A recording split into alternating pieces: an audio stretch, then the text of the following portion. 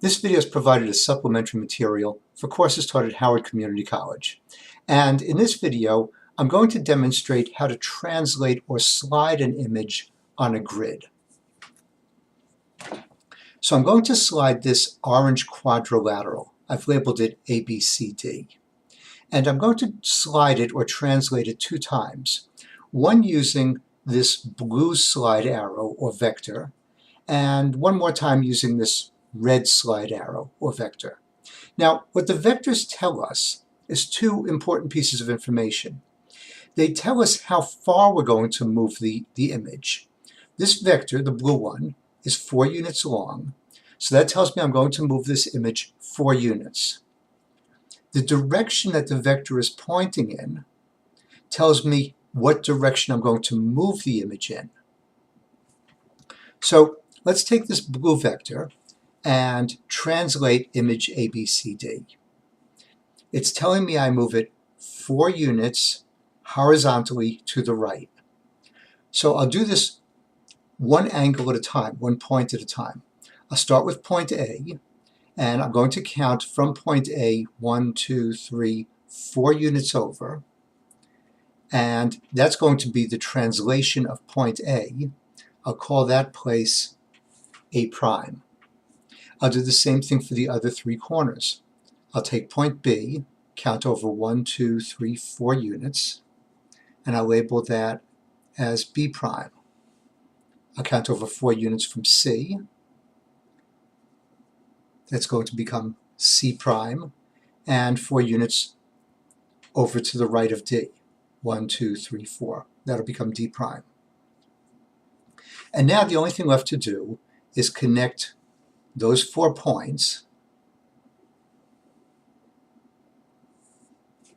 and that will give me my translated image.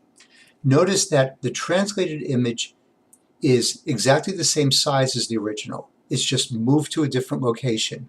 It hasn't rotated at all, and the angles are all congruent, the sides are congruent. It's exactly the same image, but it's in a different place. Now, let's take a look at the other vector. This red vector goes at an angle, and that might be hard to work with. So what we can do is we can break it down into 2 component parts.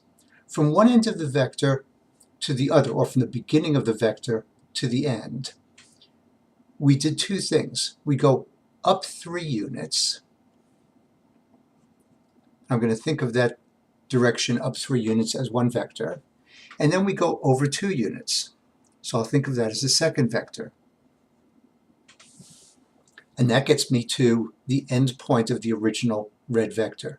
So I'm going to use that information to translate this orange quadrilateral again. So I'm going to start at point A, go up 1, 2, 3 units, and then over 2 to the right, and I'll label that point A double prime. Same thing for point B. I'll go up 1, 2, 3 units, over 2 to the right. That's now point B double prime. C, I go up 1, 2, 3, 2 more to the right. I'll label that. And I'll take D. 1, 2, 3, and 2 to the right. And that's D double prime. And I just have to connect those 4 points.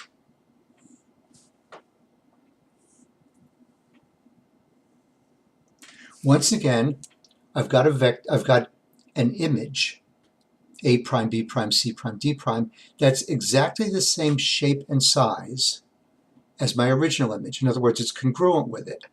And its orientation is the same. It hasn't rotated at all. Okay? So I hope that helps. Take care. I'll see you next time.